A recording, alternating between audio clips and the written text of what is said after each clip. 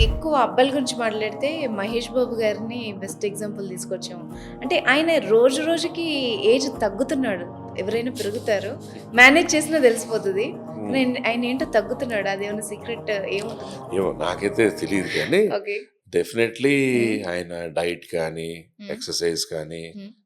Maintain చేసుకునే విధానాలు చాలానే ఫాలో అవుతున్నట్టు కనపడుతున్నారు. హ్మ్. ఆఫ్‌కోర్స్ నిజంగా మహేష్ బాబు హ్మ్. లైక్ మిల్క్ బాయ్ లాగా అంటారు హ్మ్. అందరూ.